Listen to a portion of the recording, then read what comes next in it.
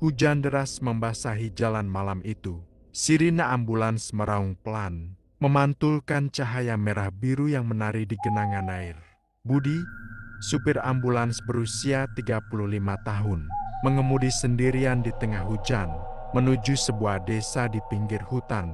Penumpang di belakang bukanlah pasien yang masih bernapas, melainkan jenazah seorang perempuan. Sejak awal, Budi berusaha menghindari tatapan ke kaca spion.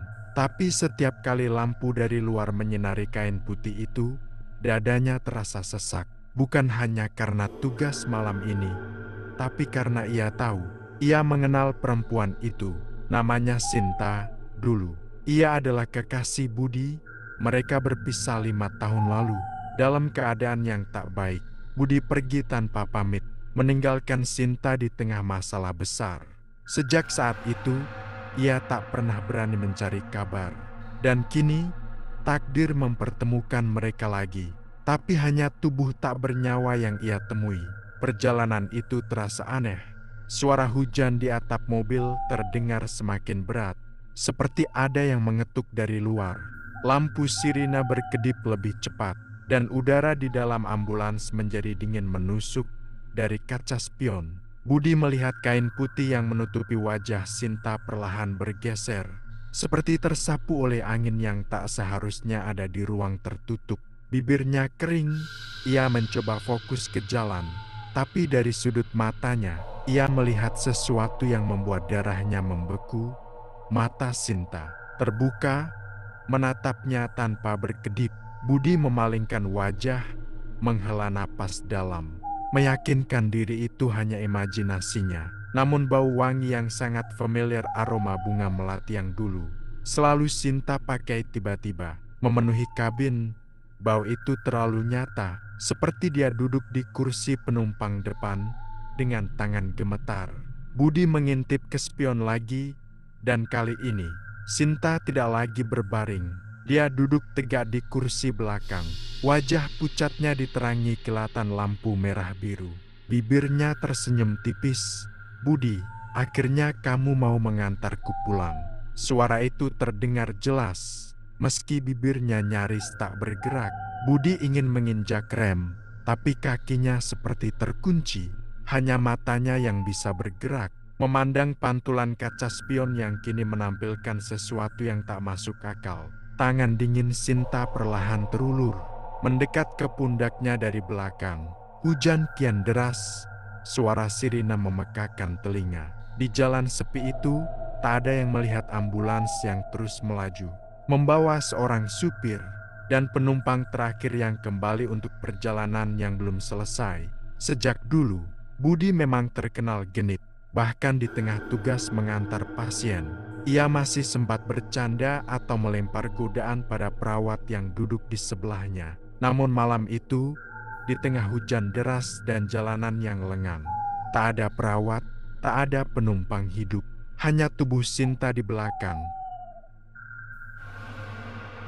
Awalnya, Budi mencoba mengusir tegangnya suasana dengan gaya khasnya. Ia melirik ke spion dan berkata setengah berbisik, "Aduh, Sin, kalau masih hidup, udah gue ajak makan sate di alun-alun nih."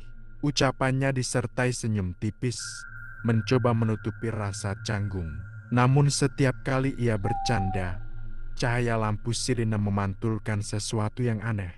Bayangan tubuh Sinta di belakang terlihat bergerak, meski mobil melaju mulus tanpa guncangan.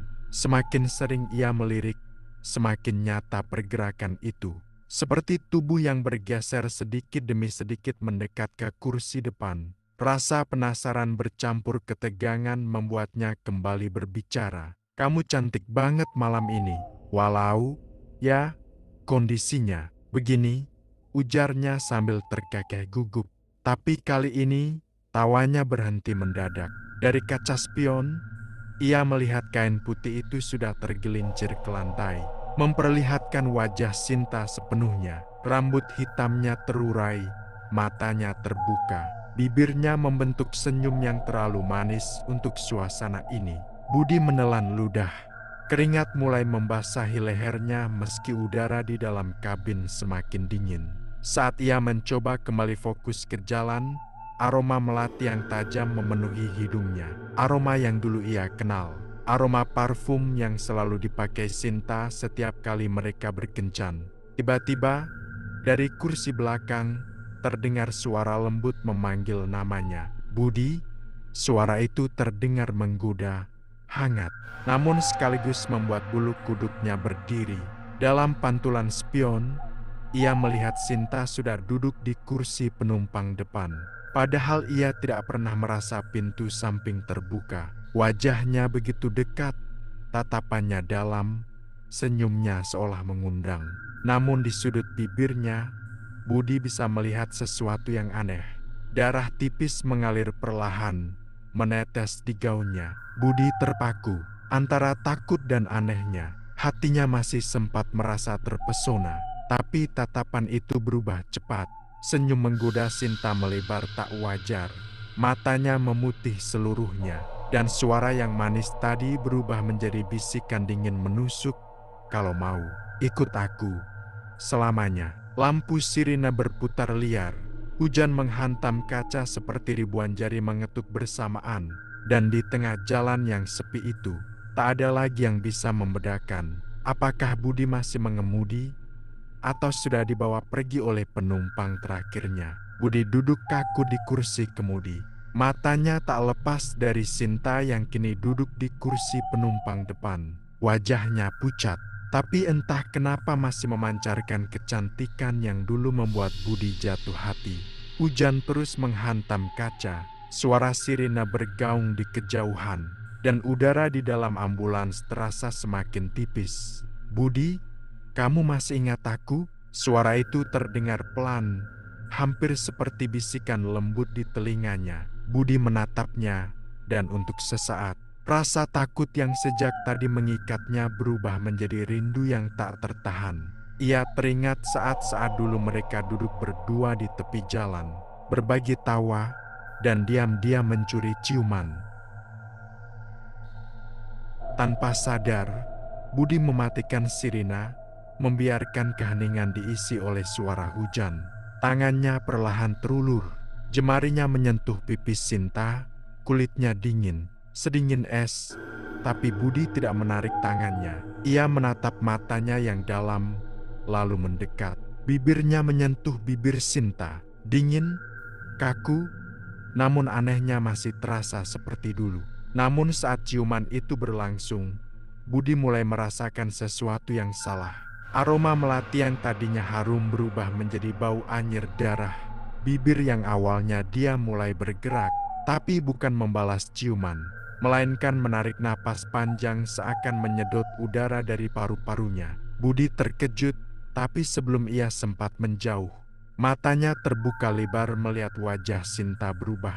Pucatnya menjadi kelabu, matanya memutih seluruhnya, dan dari sudut bibirnya mengalir darah hitam pekat.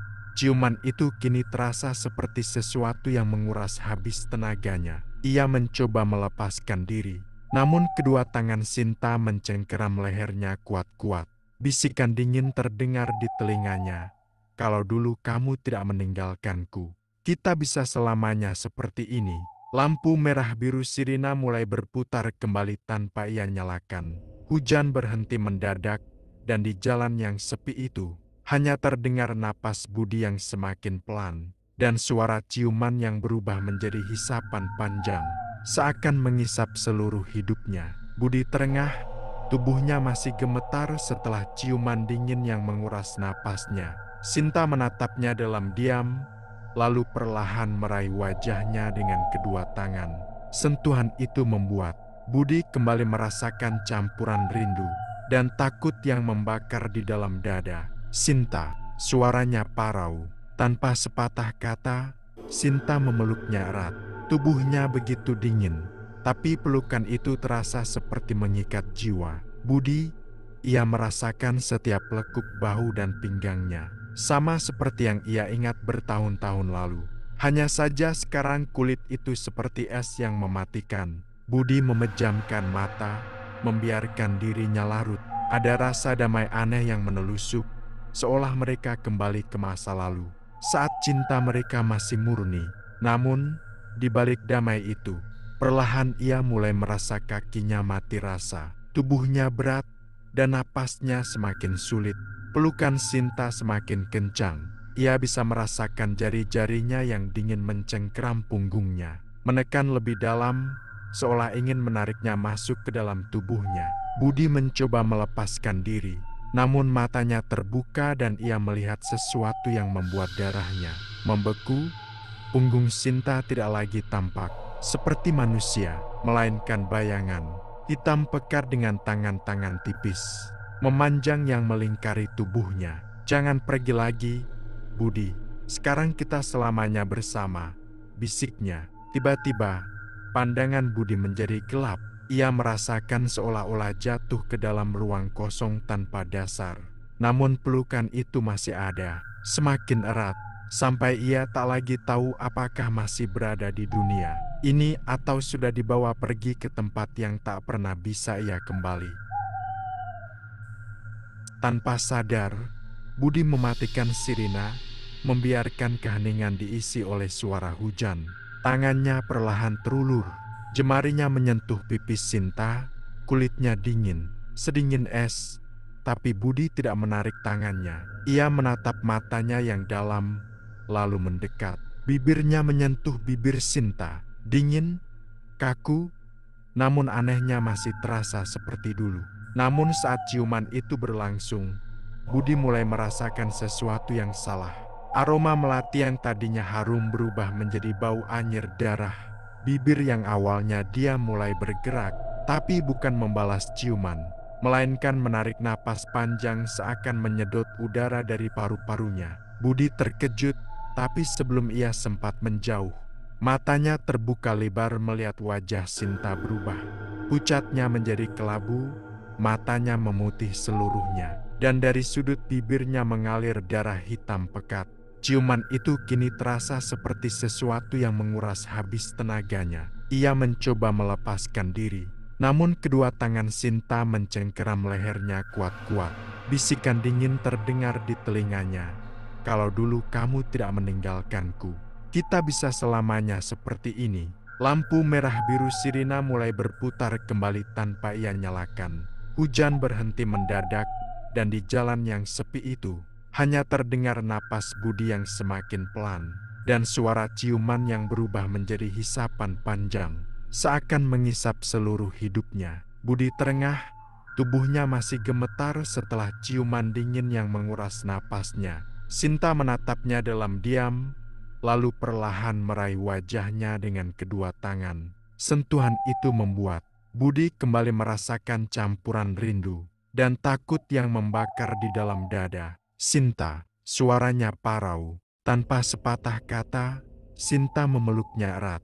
Tubuhnya begitu dingin, tapi pelukan itu terasa seperti mengikat jiwa. Budi, ia merasakan setiap lekuk bahu dan pinggangnya, sama seperti yang ia ingat bertahun-tahun lalu.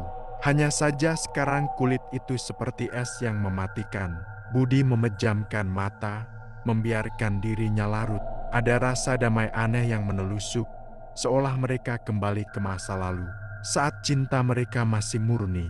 Namun, di balik damai itu, perlahan ia mulai merasa kakinya mati rasa, tubuhnya berat, dan napasnya semakin sulit. Pelukan Sinta semakin kencang. Ia bisa merasakan jari-jarinya yang dingin mencengkeram punggungnya, menekan lebih dalam, seolah ingin menariknya masuk ke dalam tubuhnya. Budi mencoba melepaskan diri, namun matanya terbuka dan ia melihat sesuatu yang membuat darahnya membeku.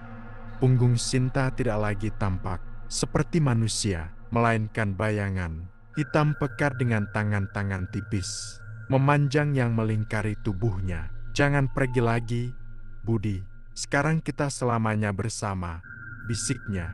Tiba-tiba, pandangan Budi menjadi gelap.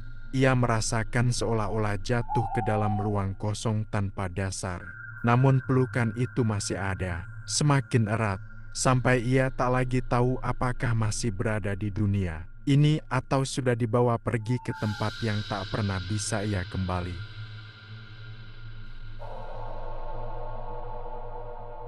Budi menatap mata Sinta lama sekali. Ada sesuatu di sana, sesuatu yang membuatnya ragu. Hangatnya pelukan itu perlahan memudar, berganti menjadi dingin seperti es yang menusuk tulang. Apa yang kamu lakukan, Sinta?" Budi berbisik, tapi suaranya bergetar. Sinta tersenyum samar. "Kamu sendiri yang minta ikut aku." Tiba-tiba, lampu di dalam ambulans berkedip cepat. Dari kaca spion, Budi melihat sosoknya sendiri. Duduk di kursi supir, tapi tubuh itu sudah tak bernyawa. Kepalanya terkulai, darah mengalir dari bibirnya. "Kalau itu aku, lalu aku yang mana sekarang?" pikir Budi. Sinta meraih wajahnya dengan tangan pucatnya, lalu perlahan mencium keningnya. Sentuhan itu membuat pandangannya kabur, dan suara detak jantungnya terdengar semakin pelan, hingga hilang sama sekali. Ambulans berbelok sendiri, memasuki jalan kecil yang gelap gulita. Pohon-pohon besar di kiri kanan seperti membentuk gerbang menuju dunia lain. Budi mencoba melepaskan diri dari pelukan Sinta, tapi lengannya seperti dibekukan. Nafasnya mulai berat, jari-jarinya mati rasa. Di telinganya, Sinta berbisik lembut namun dingin. "Sebentar lagi, Bud, kita akan sampai di tempat di mana kita bisa bersama selamanya." Suara sirena kembali terdengar, tapi kali ini bukan sirena ambulans, melainkan jeritan panjang, seperti suara manusia yang diseret ke kegelapan. Dan di tengah hujan malam itu, tidak ada lagi yang melihat ambulans tersebut. Budi terbangun. Ia merasa kepalanya berat, pandangannya buram. Ia berada di dalam sebuah ruangan gelap dengan bau anyir darah yang menyengat. Terdengar bunyi tetesan air yang lambat. Tik, tik, tik. Di sudut ruangan, Sinta duduk, mengenakan gaun putih yang sudah lusuh dan bernoda. Matanya merah berair, bukan karena menangis, tapi seperti menahan amarah yang sudah bertahun-tahun terkubur. "Budi, kamu ingat malam itu?" Suaranya pelan, namun menggema seperti berasal dari segala arah. Budi terdiam. "Ya, malam itu, bertahun-tahun lalu." Ia meninggalkan Sinta di jalan sepi setelah pertengkaran hebat. Esoknya, ia mendengar kabar Sinta ditemukan meninggal di sungai. Aku menyesal, Sin. Tidak, bukan penyesalan yang aku mau. Aku mau kamu ikut aku." Seketika ruangan itu runtuh, lantainya retak, dan Budi melihat dirinya bersama Sinta. Bukan di dunia nyata lagi, tapi di kursi belakang ambulans yang melaju di jalan tak berujung. Hujan deras menghantam kaca. Di luar, hutan-hutan yang tak pernah ia kenali terbentang, dipenuhi pohon tinggi dengan cabang menyerupai tangan manusia. Sinta memeluknya terlalu erat hingga tulang rusuknya terasa remuk. Pelukan itu dingin, namun ada rasa rindu yang menusuk hati. Budi berusaha bicara, tapi napasnya semakin pendek. Ia hanya bisa menatap wajah Sinta yang sekarang mulai membusuk. Kulitnya retak, matanya memutih, namun senyumnya tak hilang. "Sekarang kita sudah sama, Bud. Kita nggak akan pernah berpisah lagi." Ambulans itu terus melaju tanpa pengemudi. Di dalamnya, hanya ada dua sosok yang saling memeluk, menuju kegelapan abadi.